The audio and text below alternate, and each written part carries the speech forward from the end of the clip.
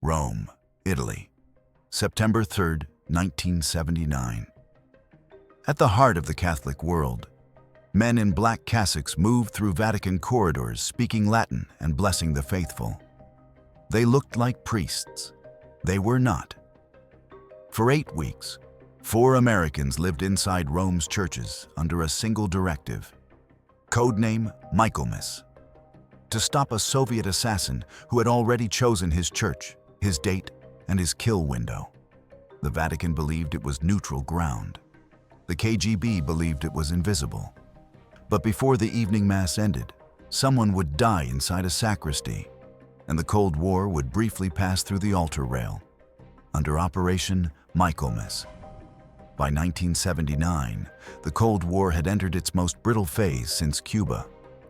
Arms control talks stalled. Proxy wars spread across 3 continents. Intelligence agencies reverted to older, darker tools.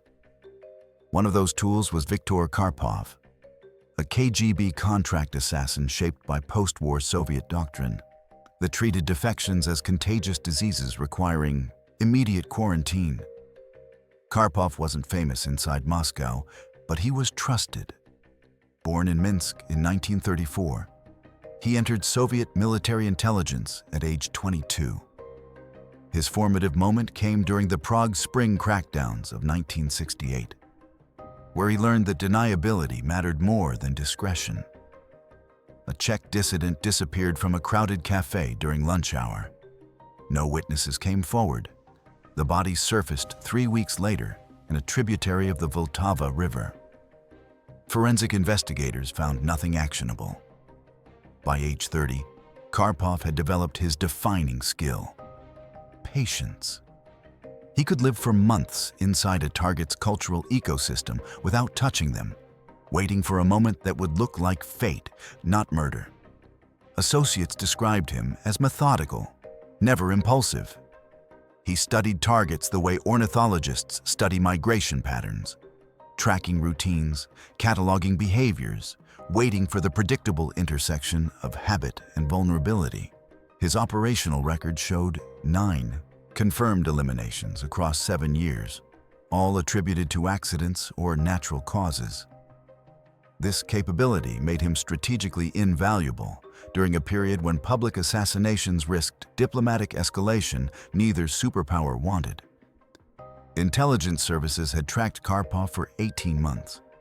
The CIA's Soviet Operations Division maintained a file designated SOV Karpov 473, updated quarterly with movement patterns and known associates. By March 1979, Signals Intelligence intercepted communications suggesting Karpov had received new tasking. The target remained unidentified for 6 weeks. Then a paid informant inside Rome's Russian Orthodox émigré network provided a name: Dr. Alexei Volkov, a defected Soviet physicist under CIA protection. Volkov represented a strategic nightmare for Moscow. Between 1971 and 1977, he had worked at the All-Russian Scientific Research Institute of Experimental Physics, specializing in nuclear yield modeling. His expertise centered on the discrepancy between claimed and actual megaton output in Soviet strategic warheads. Washington believed Volkov's testimony could invalidate decades of Soviet bluff regarding their nuclear arsenal's true destructive capacity. The physicist was scheduled to provide closed-door testimony to a Senate Select Committee on Intelligence in early October. Killing him wasn't just revenge. It was damage control. The intelligence doctrine guiding the U.S. response was informal but clear: neutralize foreign assassins without public attribution, especially on Allied soil. The CIA's counterintelligence staff called this the invisible shield strategy. The logic was straightforward. When adversary operations threatened protected assets on neutral ground, response must occur below the threshold of detection, preventing the action without revealing the defender. Escalation benefited no one. Publicity served neither side. Rome posed an impossible problem. Italian counterintelligence was porous. penetrated by multiple foreign services competing for influence. Soviet émigré communities were dense and layered, providing natural cover for KGB operatives. Vatican City was legally untouchable under the Lateran Treaty, creating a sanctuary zone where surveillance was diplomatically forbidden. Traditional methods failed. Electronic monitoring violated Italian sovereignty. Physical surveillance risked detection by both Italian security services and Soviet counter-surveillance teams. Diplomatic pressure risked leaks through Italy's fractured political system. Extraction was impossible. Volkov had already been scheduled to testify, and cancellation would signal compromise. Despite these challenges, planners identified one opportunity: the KGB's institutional blind spot regarding religious spaces. Soviet operational doctrine treated churches as irrelevant to modern intelligence work, populated by declining demographics and aging congregations. The Vatican's neutrality was assumed to be absolute, enforced by diplomatic tradition rather than actual security. This assumption created a vulnerability. The CIA proposed an approach so unconventional it bordered on sacrilege: infiltrate the Vatican itself. 4 operatives would undergo accelerated clerical immersion, embed near the Pontifical Gregorian University, and monitor Karpov from inside Catholic space. The plan relied on a simple calculation. The KGB wouldn't expect adversaries to violate religious neutrality, and Vatican security wouldn't recognize trained intelligence officers beneath clerical disguise. The authorization came in July 1979. Deputy Director for Operations Frank Carlucci signed the operational finding, classified beyond top secret, under a compartmented program designated Altar Shield. Funding was routed through existing Catholic institutional channels that had supported CIA operations since the 1950s. The operation received its code name from the feast day planners believed would mark Karpov's action window. Michaelmas, the feast of Saint Michael the Archangel, celebrated September 29th. Within 6 weeks, all elements would be in position. But first, 4 operatives needed to become priests, convincing enough to fool the Vatican itself. The selection process began at CIA headquarters in Langley. Candidates required 3 qualifications: fluency in ecclesiastical Latin, operational experience in denied areas, and Catholic upbringing sufficient to navigate liturgical details without conscious effort. The Clandestine Services Personnel Division identified 11 officers meeting baseline criteria.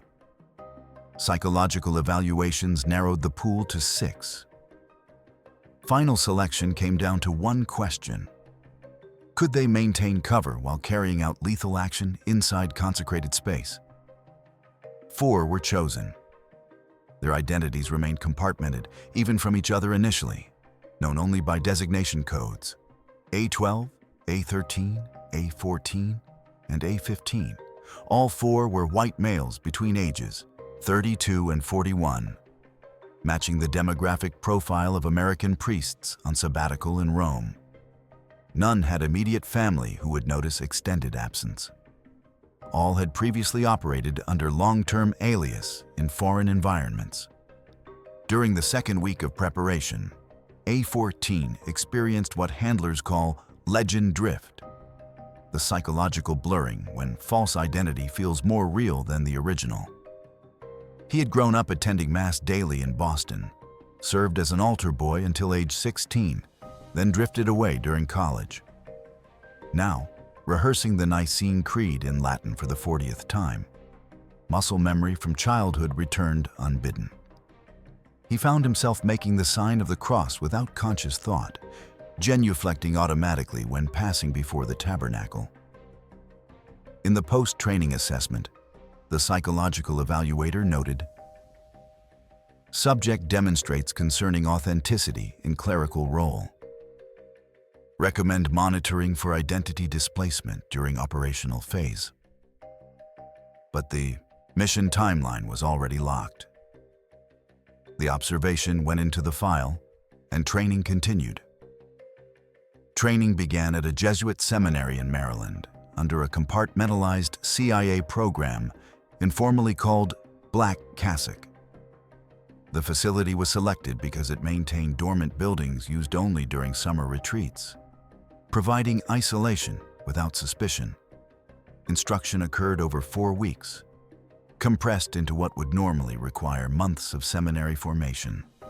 The 4 operatives studied Catholic liturgy in Latin, practiced Mass choreography, and memorized Vatican protocols down to seating hierarchies.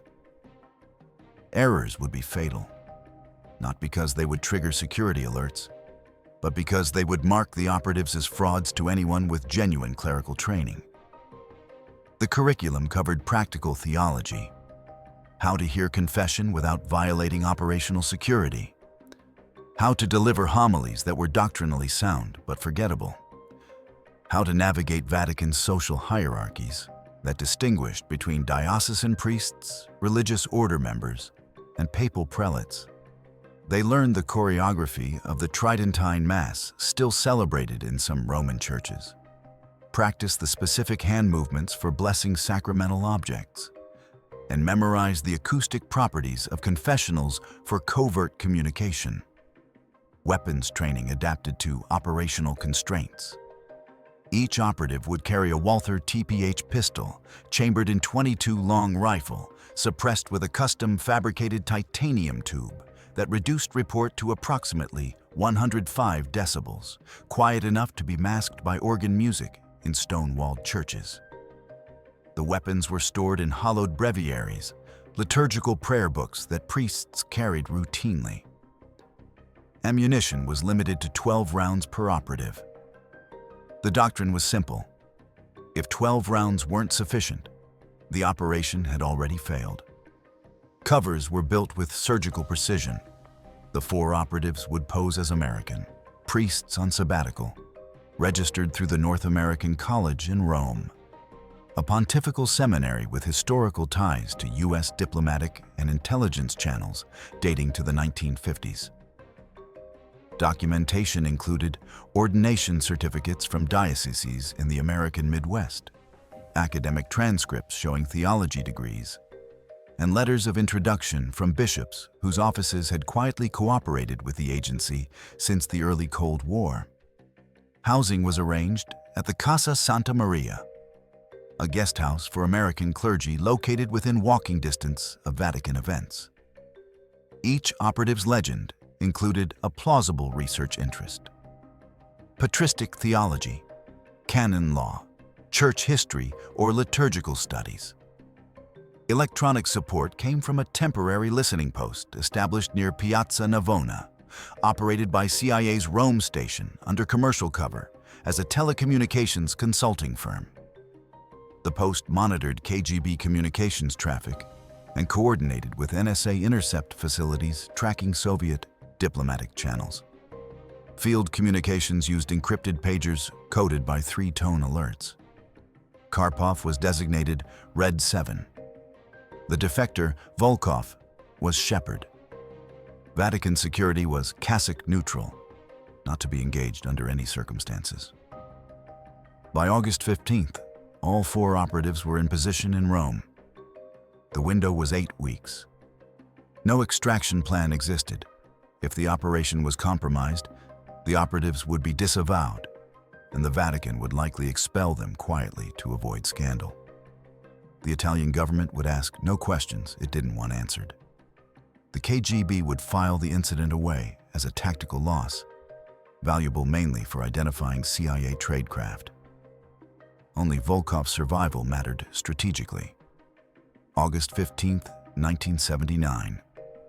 The operatives arrived in Rome on separate flights across 3 days, entering through different terminals to avoid pattern recognition. A12 flew through Frankfurt, A13 through Paris, A14 through London, A15 through Zurich. Each carried diplomatic passports under clerical alias, processed through Italian customs without inspection under Concordat provisions exempting clergy in transit to Vatican affairs. By August 18th, all four had checked into Casa Santa Maria, presenting their documentation to the American rector without incident. The infrastructure was already in place.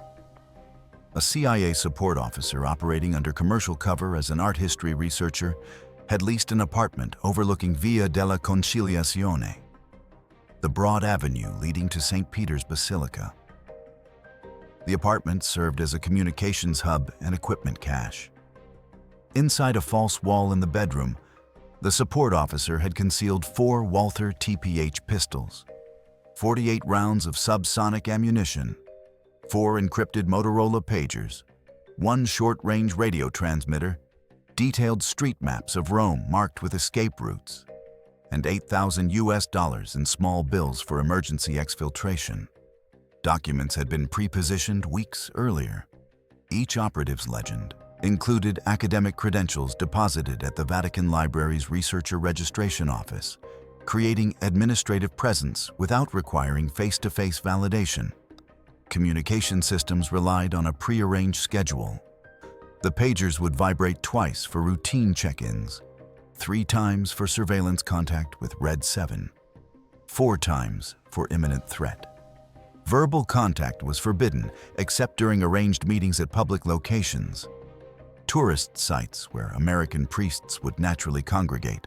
Escape routes had been mapped through Roman infrastructure invisible to casual observation. The city's network of underground passages connecting churches to monasteries, remnants of medieval construction, provided covert movement corridors. A12 had memorized 17 different routes from Sant'Andrea delle Fratte to safe houses operated by CIA's Rome station.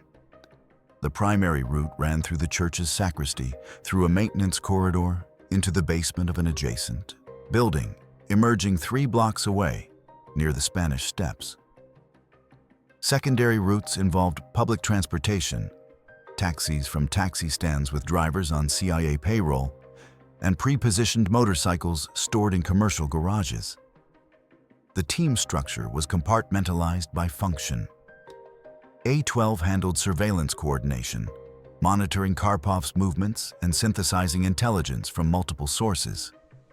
A13 managed logistics and communications with Rome Station. A14 served as primary operator, the one who would take direct action if the opportunity emerged. A15 functioned as contingency backup, positioned to intervene if A14 was compromised or unable to act. Each operative knew only their immediate role and 2 emergency contact protocols. If one was captured, the others could continue operating without exposure. The planning had consumed 11 weeks from initial authorization to operational deployment. By August 20th, the first surveillance milestone had been achieved. Visual confirmation that Karpov was in Rome. A paid informant inside the Russian Orthodox community reported seeing a man matching Karpov's description attending services at the Church of Santa Caterina, a Magna Napoli, a Russian Orthodox parish frequented by Soviet émigrés. The informant noted the man's behavior. He arrived alone, sat in the back, observed more than he prayed, and left before the service concluded. A12 had 41 days before the Feast of St. Michael. The clock was visible now, counting down toward a convergence intelligence analysts believed would occur, but couldn't predict with precision. Over the next 12 days, the operatives blended into Rome's ecclesiastical landscape. They attended Vespers at various churches, participated in academic lectures at the Pontifical Gregorian University, and appeared at diplomatic receptions hosted by American Catholic organizations. The goal was visibility without memorability, to be seen often enough that their presence became unremarkable, but never to do anything that would lodge in individual memory. A13 nearly broke cover during a reception at the North American College on August 24th.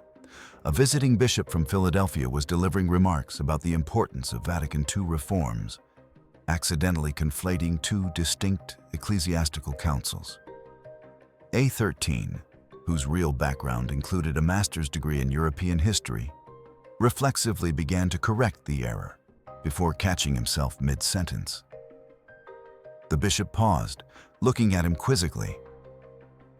A13 smiled apologetically, gestured as if distracted by a sudden thought, and withdrew to refill his wine glass. The moment passed.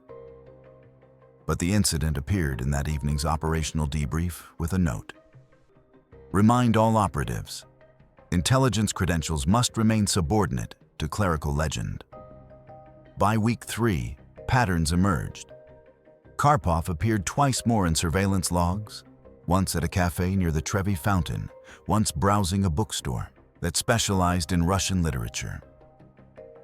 He was always at the edge of crowds, always watching. Facial recognition wasn't necessary. His operational behavior was distinctive. He moved like someone conducting counter-surveillance, checking reflections in windows, pausing at intersections to observe who turned with him, varying his routes home even when returning to the same location. Rome Station's signals intelligence team reported increased KGB communications traffic through the Soviet embassy. The volume suggested operational activity, but content remained encrypted beyond NSA's immediate breaking capacity. The assessment was indirect but consistent. Something was building toward execution. Complications mounted. Italian carabinieri increased patrols throughout central Rome after a separate terrorist alert involving the Red Brigades, an Italian Marxist group that had kidnapped and murdered former Prime Minister Aldo Moro the previous year. The increased police presence created unpredictable choke points, raising the risk that any violent action would draw immediate response before operatives could exfiltrate.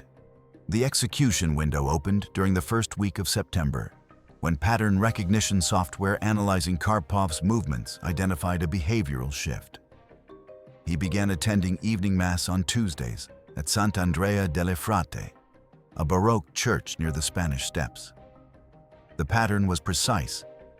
Arrival at 1842 hours. Departure before communion at 1918 hours. He sat in the same pew, 5th row from the front on the left side. He never took the Eucharist. He was using the services as cover for something else. A12 attended the same Mass on September 4th, maintaining position 3 rows behind Karpov. The church's layout was operationally relevant. Narrow side aisles, limited exits, and a sacristy accessible only through a door near the altar. The acoustics were distinctive. Sound echoed off marble walls, creating ambient noise that would mask whispered conversations or suppressed gunfire. Organ music during hymns reached approximately 90 decibels, sufficient to completely obscure subsonic gunshots. During the Mass, A12 observed Karpov's attention pattern. The Soviet operative wasn't watching the congregation. He was studying the church's architecture, particularly the sacristy door and the corridor visible beyond it when priests entered and exited. The assessment became clear. Karpov was mapping his own operational environment, preparing for an action that would occur in that specific space. Intercepted communications confirmed the assessment on September 12th. NSA's Rome intercept station detected a burst transmission from the Soviet embassy to Moscow Center. Using a frequency associated with Line F operations, the KGB directorate responsible for neutralizing defectors. The transmission was encrypted, but traffic analysis revealed its timing. Sent at 1400 hours, immediately after, Dr. Volkov's Tuesday routine included attending confession at Sant'Andrea delle Fratte at 1700 hours. The vulnerability window was identified. Volkov, protected by a 2-person CIA security detail during most hours, insisted on attending confession alone, a non-negotiable condition of his agreement to testify. His faith was genuine, and he refused to allow armed guards into the confessional. The security detail waited outside the church, creating a 12-minute window every Tuesday, when Volkov was isolated in an enclosed space with predictable entry and exit points. Karpov had identified the same window. The feast of St. Michael fell on a Tuesday. Organ music would mask anything. September 20th, 1979. The operation entered its final phase. A-14 received authorization from CIA's Deputy Director for Operations via encrypted cable. Execute defensive action under Michaelmas authority if Red 7 demonstrates hostile intent toward Shepherd within sanctuary environment. Confirm understanding. A-14 confirmed. The threshold for lethal force had been defined. If Karpov moved against Volkov inside the church, termination was authorized without further approval. The strategy shifted from surveillance to direct intervention. A-12 would maintain overwatch outside the church, monitoring for Italian police or additional KGB personnel. A-13 would position inside the church near the main entrance, controlling the primary exit. A-14 would take position near the confessional corridor, maintaining proximity to both Volkov and Karpov. A-15 would remain in the support apartment, monitoring communications, and prepared to activate emergency extraction if the operation collapsed. Between September 20th and 28th, the operatives rehearsed movement patterns inside Sant'Andrea delle Fratte during public hours.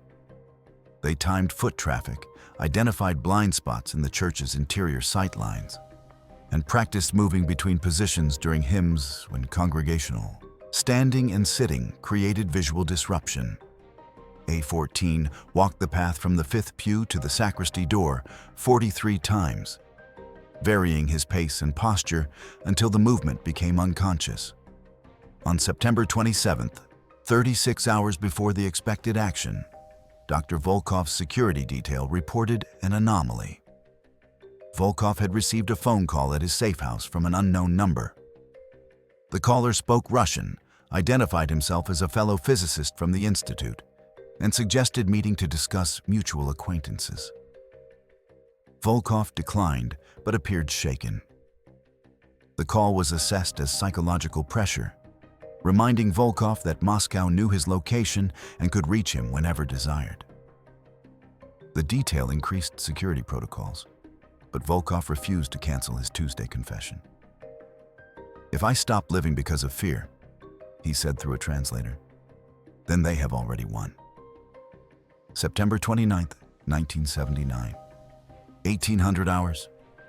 A-14 entered Sant'Andrea delle Fratte through the main entrance. Wearing a black cassock with a simple crucifix, carrying a breviary containing a Walter TPH. Evening Mass was scheduled for 1900 hours. Volkov typically arrived for confession at 1700 hours, but the security detail had altered his schedule, moving his arrival to 1830 to create unpredictability. Karpov wouldn't know about the timing change. He would arrive at his habitual 1842, expecting Volkov to be in the confessional or exiting it. A-13 positioned himself near the baptismal font at the rear of the church, appearing to pray while maintaining visual contact with the entrance. A-12 remained outside, stationed at a cafe across the street with a sight line covering both the church's main entrance and the side exit near the sacristy. Communication was restricted to the pager system. 1 vibration meant Karpov had been spotted approaching. 2 meant he had entered the church. 3 meant he was moving toward the target zone, 1832 hours. Dr. Volkov entered the church, accompanied by his security detail. The 2 CIA officers remained outside, while Volkov walked down the center aisle toward the confessional booths along the right wall. He entered the penitent's side, drew the curtain, and disappeared from view. The priest on duty was Father Giuseppe Marconi, a 67-year-old Italian who had served at Sant'Andrea for 30 years. He had no knowledge of the operation unfolding around him. 1840 hours. A-12's pager vibrated once. Karpov had been sighted 2 blocks from the church. walking at a casual pace. He was alone, wearing a dark suit and carrying a leather satchel typical of Italian professionals. The satchel was assessed to contain a weapon, most likely a handgun with suppressor. 1842 hours. Karpov entered the church. A13's pager vibrated twice. Karpov paused at the entrance, dipped his fingers in the holy water font, crossed himself in the Orthodox manner, forehead to chest, right shoulder to left, the reverse of Catholic practice. The gesture was automatic, revealing genuine religious formation despite his profession. He walked down the left aisle, took his customary position in the fifth pew, and sat. He did not kneel. He did not pray. He watched. 1853 hours. Volkov emerged from the confessional, blessed himself, and walked toward the votive candlestand near the side altar. He lit 2 candles, one for his deceased wife, one for his daughter still in Moscow, neither of whom would see him again. The action was routine, documented in previous surveillance reports. It provided a second predictable location where isolation was possible. Karpov remained seated. His eyes tracked Volkov, but his posture didn't change. This was operational discipline. Observe the pattern. Confirm it matches intelligence. Wait for the optimal moment. That moment would come during Mass, when movement was expected and witnesses were focused on liturgical action. 1900 hours. The bells rang for evening Mass. Approximately 40 congregants were present, typical for a Tuesday evening service. Father Marconi emerged from the sacristy wearing liturgical vestments, accompanied by 2 altar servers. The Mass began with the opening hymn. Karpov stood with the congregation. A14 positioned himself 3 pews behind Karpov on the opposite side of the aisle, maintaining an angle that allowed peripheral observation without direct eye contact. During the first reading, A14 noticed Karpov's right hand move inside his jacket twice, checking the weapon's position, confirming accessibility. The gesture was subtle, lasting less than 2 seconds each time, but unmistakable to trained observers. The threat assessment escalated from possible to probable. 1911 hours. The homily concluded. The congregation stood for the Nicene Creed. During the recitation, Karpov glanced toward the sacristy door, then toward Volkov, then checked his watch. The sequence suggested timing calculation. How many minutes until communion, when congregational movement would provide concealment for approach to the target? What Karpov didn't know was that Volkov's security detail had been instructed to extract him immediately after the gospel reading, cutting short his participation in Mass to eliminate the communion window. The security protocol anticipated exactly this scenario. An assassin waiting for liturgical movement to mask hostile action. 1913 hours. As the congregation stood for the gospel reading, Volkov's security detail entered through the side door, moving quickly down the right aisle. Their appearance was irregular, breaking the liturgical rhythm. Several congregants turned to look. Karpov's head snapped toward the movement. He saw the 2 men approaching Volkov, recognized their posture and spacing as protective detail formation, and understood immediately that his operational window was collapsing. He moved. Rising from the pew, he stepped into the center aisle and walked quickly toward the sacristy, abandoning concealment for speed. His right hand moved inside his jacket, withdrawing a compact semi-automatic pistol, later identified from recovered fragments as a Makarov PM with improvised suppressor.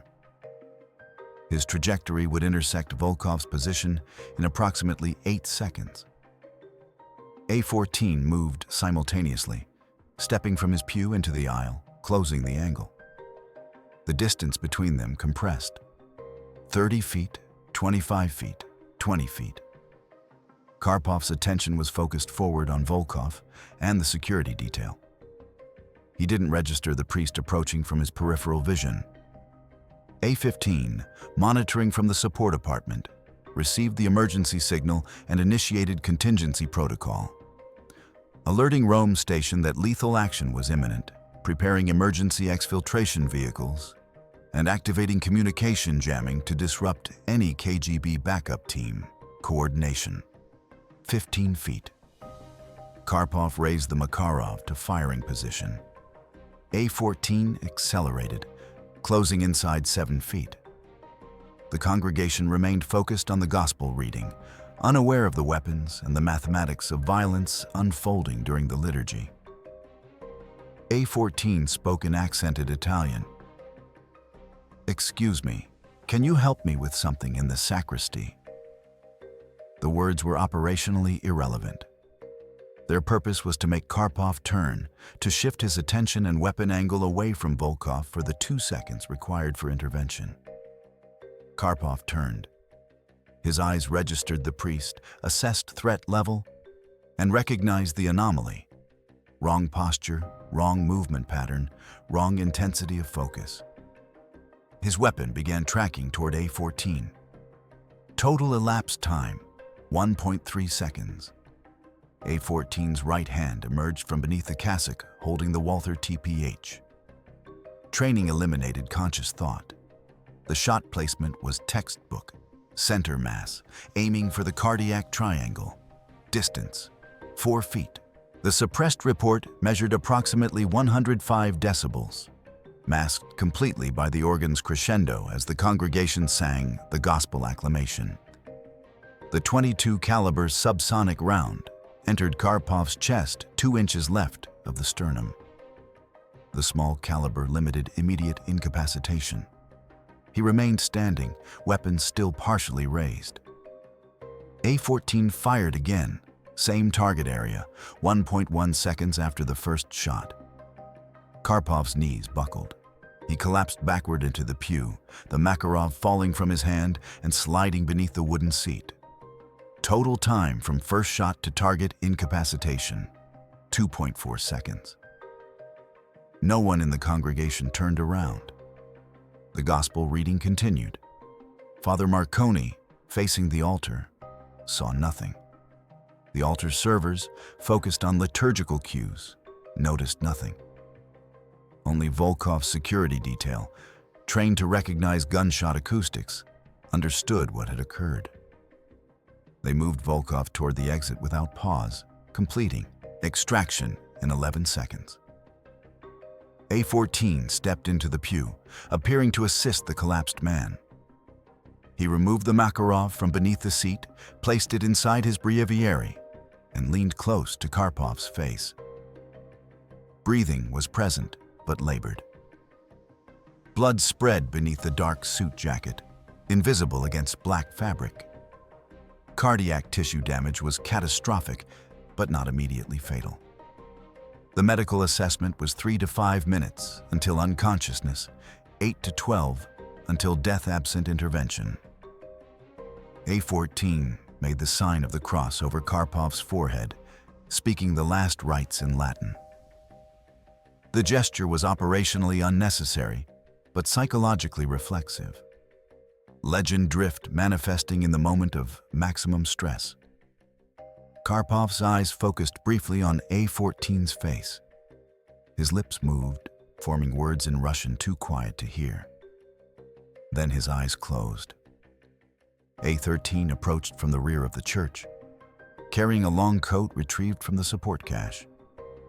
Together, A-13 and A-14 lifted Karpov, draping the coat around his shoulders and supporting him between them as if assisting an intoxicated or ill parishioner.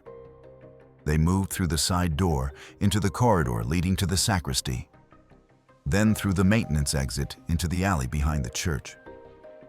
A-12 had positioned the extraction vehicle, a Fiat sedan with diplomatic plates, at the alley's entrance. Karpov was placed in the rear seat. A-13 drove. A-14 remained in the back, monitoring vital signs. They traveled 4 blocks to a CIA safe house in the Parioli district, arriving at 19:26 hours. Karpov lost consciousness at 19:29 hours and died at 19:43 hours without regaining awareness. The body was photographed, fingerprinted, and documented, then prepared for disposal through Rome Station's established protocols. By 1950 hours, all operatives had dispersed into Catholic guest houses across Rome. A14 returned to Casa Santa Maria, changed cassocks, and attended Compline, the final prayer service of the day, with 12 other resident priests. A13 joined a rosary group at a different church. A12 had dinner at a restaurant frequented by Vatican employees. The compartmentalization held. Operation Michaelmas was concluded. By 2300 hours on September 29th, Italian Carabinieri had no reports of violence inside Sant'Andrea delle Fratte. Father Marconi completed evening mass without incident. The congregation departed. The church closed. The maintenance staff cleaning the building the following morning found traces of blood on one pew, but attributed it to a nosebleed or minor injury, cleaning it without documentation. The physical evidence had already been sanitized by CIA support personnel who entered the church during the night. Karpov's death was never officially investigated. He had entered Italy on a fraudulent Austrian passport under the name Klaus Bergmann, documented as a telecommunications engineer. His absence from the Soviet embassy went unremarked. Contract operatives maintaining separation from official facilities. The body was never recovered by Soviet authorities. Rome Station's disposal protocol involved cremation under Italian Medical Examiner Authority, documented as an unidentified vagrant who died of cardiac arrest. The ashes were scattered in the Tyrrhenian Sea. Official reactions were carefully calibrated. The Soviet embassy issued no statement because acknowledging Karpov's mission would confirm KGB assassination operations in NATO territory. The CIA issued no statement because confirming the operation would reveal penetration of Vatican neutrality and Italian sovereignty. The denials were transparent to those in the intelligence community, but transparency wasn't the point. Both sides understood the operational outcome. Both sides accepted that escalation would serve no strategic purpose. The investigation that didn't occur left no leads and generated no pressure. Every trail ended in dead ends, suggesting a level of sophistication that excluded all actors except state intelligence services. Italian counterintelligence assessed the incident as a probable CIA-KGB confrontation and filed it under matters requiring deliberate ignorance. The Vatican Security Office noted increased cleaning protocols in several churches, but asked no questions. The strategic achievement was measured in what didn't happen. Dr. Alexei Volkov testified before the Senate Select Committee on Intelligence on October 11, 1979, in closed session. His testimony revealed that Soviet nuclear yield modeling had systematically overstated warhead megatonnage by 18 to 24%, creating strategic deterrence based partially on bluff. Intelligence analysts incorporated this assessment into arms control negotiating positions. Quiet leverage changed hands. The balance of power shifted microscopically, invisibly in America's favor. The cost was also measured in what became impossible. The 4 operatives, A12, A13, A14, and A15, were permanently severed from overt field work. Their clerical covers were burned, their faces potentially compromised to KGB surveillance networks. They were reassigned to analysis roles at Langley, where silence was mandatory and operational deployment was foreclosed. For intelligence officers defined by action, the transition was psychologically devastating. A14 requested psychiatric support 16 months later, reporting recurrent dreams of hearing confession he wasn't qualified to give. The irony wasn't lost on the counselor. He had performed last rites over a man he'd just killed, and his subconscious couldn't reconcile the spiritual authority he'd claimed with the violence he'd enacted. The unintended consequences followed predictable patterns. The KGB tightened its roam networks, cycling personnel and increasing compartmentalization. CIA's use of clerical disguises was quietly retired as too politically dangerous. To repeat, if exposed, the diplomatic fallout with the Vatican would be catastrophic. The operation had worked precisely once, and its success guaranteed it could never work again. The Vatican, without naming names or acknowledging incidents, revised internal security protocols in early 1980. New procedures required background verification for all clergy attending sensitive papal events.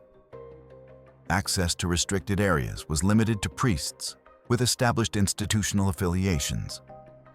The changes were presented as routine modernization, but intelligence analysts recognized the operational trigger.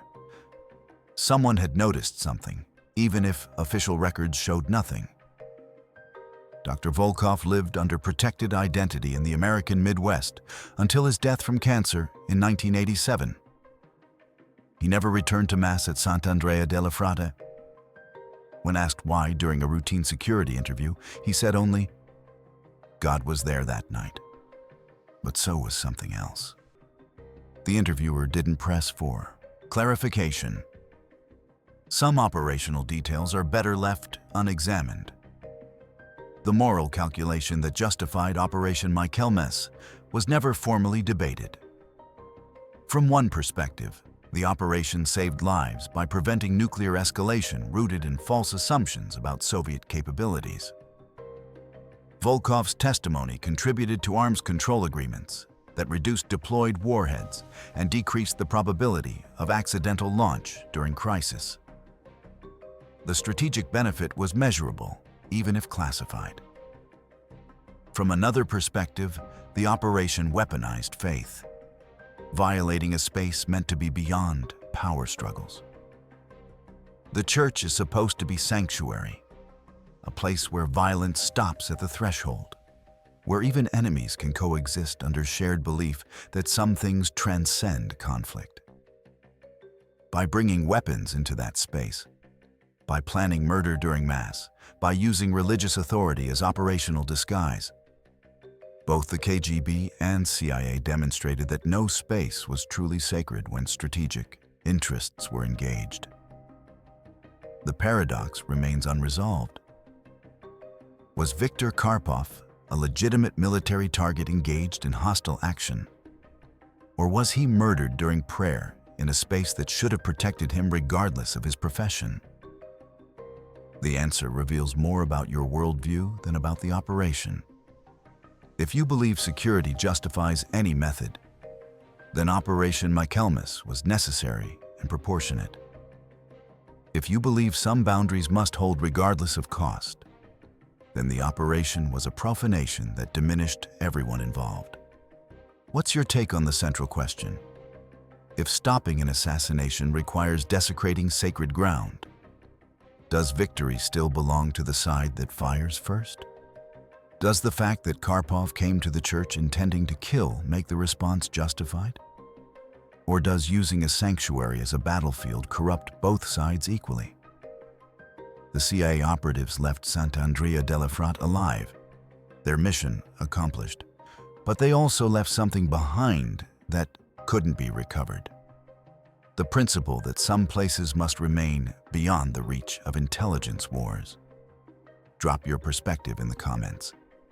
If this story made you reconsider where the lines should be drawn between security and sanctity, hit that like button and then share it with someone who thinks they know where they stand on questions of necessary evil.